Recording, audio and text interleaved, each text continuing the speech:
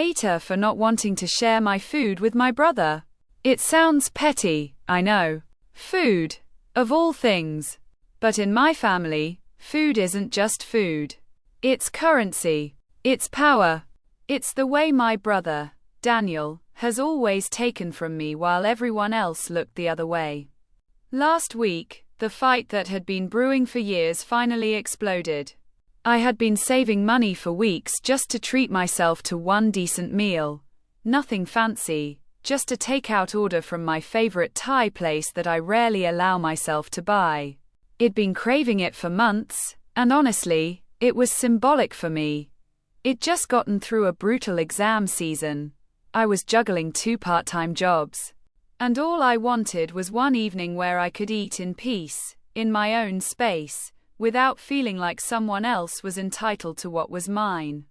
The moment the food arrived, Daniel swooped in like he always does.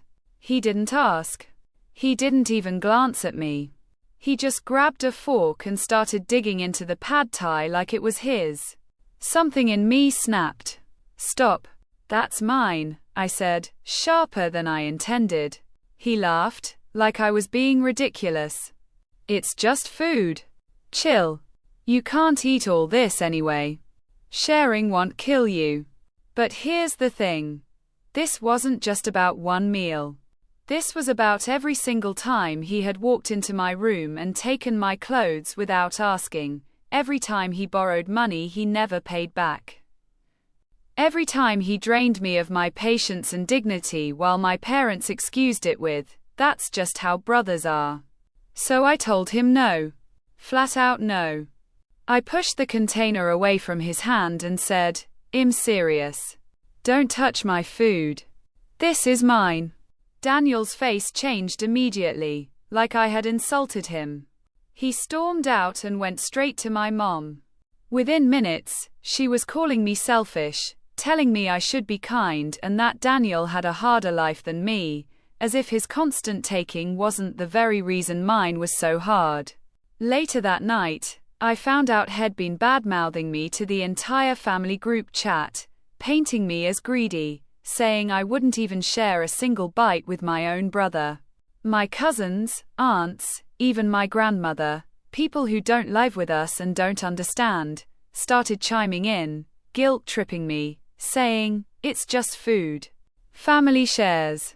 But none of them saw the betrayal in his eyes when I finally drew the line. None of them understood that for me, refusing wasn't about pad thai. It was about reclaiming boundaries he had violated for years. And yet, even now, I feel the sting of guilt. Was I really wrong for not sharing? Or was this the first time I finally stood up for myself, and everyone hated it because it exposed the imbalance we'd all been pretending wasn't there? The next morning, things were already tense. My mom barely looked at me while making coffee, slamming the cabinet doors harder than usual.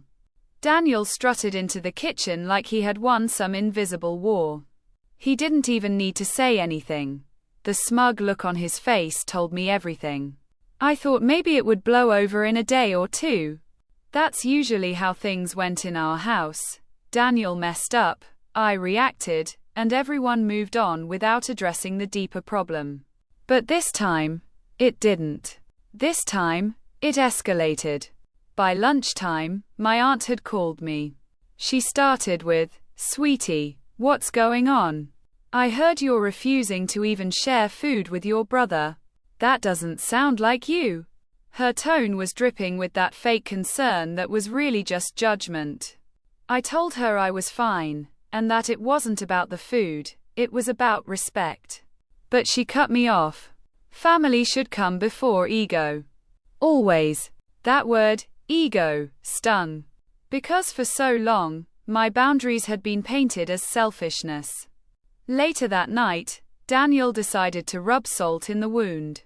He ordered pizza and made a big show of sharing it with my parents. He literally shouted, "See? This is how a family acts. Everyone eats, everyone shares." They laughed with him like it was some inside joke, while I sat in my room listening through the walls. That's when it hit me. They weren't just dismissing my feelings, they were betraying me. They were siding with the person who had been exploiting me for years because it was easier than confronting the uncomfortable truth. But Daniel wasn't done.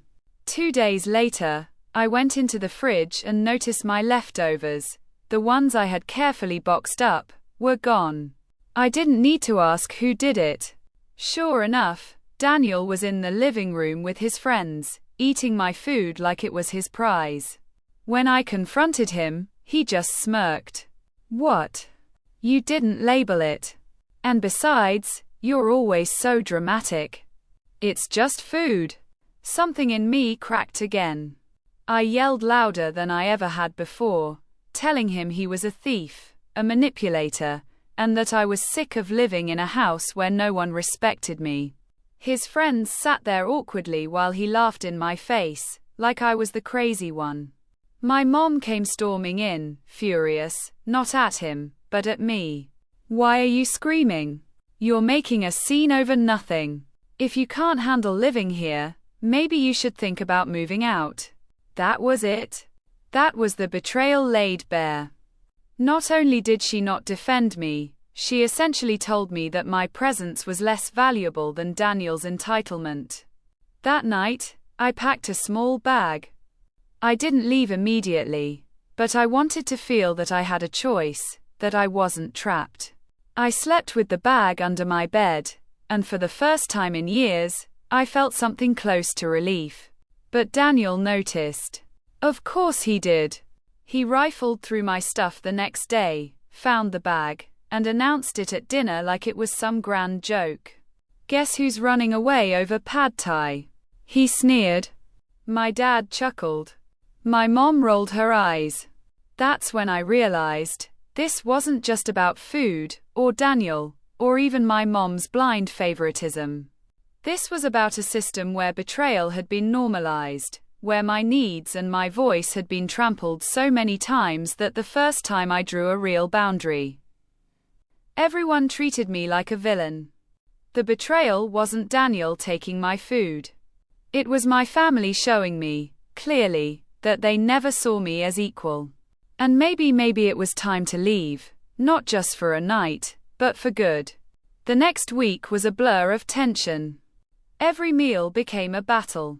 If I cooked, Daniel hovered, making comments like, "Smells good, don't worry, it'll save you the trouble of eating it all yourself." My parents either laughed or ignored him. And every time I set a plate aside for later, I knew in my gut it would vanish before I got the chance to touch it. I stopped keeping anything in the fridge. I started stashing snacks in my room, but even that didn't work. One day, I found my door cracked open, crumbs on my desk, and my bag of chips gone. It wasn't paranoia. Daniel had gone through my room. When I confronted him, he leaned back in his chair with that smug grin. You think you can hide from me? Please. You're so dramatic. It's just food. But it wasn't just food anymore. It was a symbol of everything. My boundaries. My autonomy. The respect I never got in that house. That night, I broke down crying in the bathroom. My mom knocked once, then sighed loudly when I didn't answer. You need to stop with these meltdowns. You're stressing everyone out. That was the moment I realized, I wasn't just fighting my brother. I was fighting my entire family. So I made a decision. I started applying to jobs like crazy, even ones way outside my comfort zone. I told myself I wouldn't rely on anyone else anymore. I was going to get out. But of course, word got back to my family. Daniel overheard me on the phone with a potential employer, and within an hour, my mom was cornering me in the kitchen. So what's this about you leaving? You think you're just going to run away and abandon us? What about helping out with bills? What about family? Family. That word again. Always weaponized, always twisted to mean sacrifice yourself for us, and get nothing back. I didn't answer. I just looked at her, and for the first time, I let the silence hang heavy. She didn't like that. The next day, Daniel escalated. He invited even more friends over, raided the kitchen, and then, with an audience, mocked me again. Hey guys, guess what? My sibling doesn't share food. Isn't that hilarious? They're so selfish they hide chocolate bars under their bed like a squirrel. His friends laughed awkwardly, and one of them even said, "Man, that's messed up. I wouldn't stand for that if I were you." It was like betrayal layered on betrayal. Not only did Daniel invade my privacy again, but he turned my pain into his entertainment. And my parents? They sat in the living room, doing nothing. My mom even chuckled like it was some sitcom. That was the final straw. That night, I quietly packed more than just a small bag. Clothes, my laptop, the little money I had saved. I waited until everyone was asleep, and then I slipped out of the house. My heart was pounding the whole time. I didn't even know where I was going. I just knew I couldn't stay there anymore. I stayed with a friend for a few nights. For the first time in forever, I opened the fridge and nobody had touched my food. It sounds ridiculous, but I almost cried over seeing my leftovers still there the next morning. But of course, the calls started. First my mom, then my dad, then even Daniel. The voicemails ranged from guilt-tripping to mocking. "You're tearing the family apart. Don't be so sensitive, just come home. Wow, you really left over some pad thai? That's pathetic."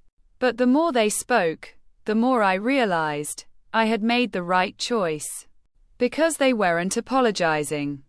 They weren't reflecting. They weren't acknowledging the years of disrespect. They were just trying to drag me back into the same cycle. And I wasn't going back.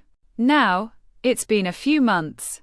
I've got a steady job, a small apartment with a lock only I control, and a fridge that nobody touches but me. Sometimes I feel guilty when I ignore my mom's texts, but then I remember how quickly she sided against me. How little it took for them all to betray me. It wasn't about the food. It never was. It was about dignity. And once I finally demanded mine, I realized just how little my family had ever cared to give it to me.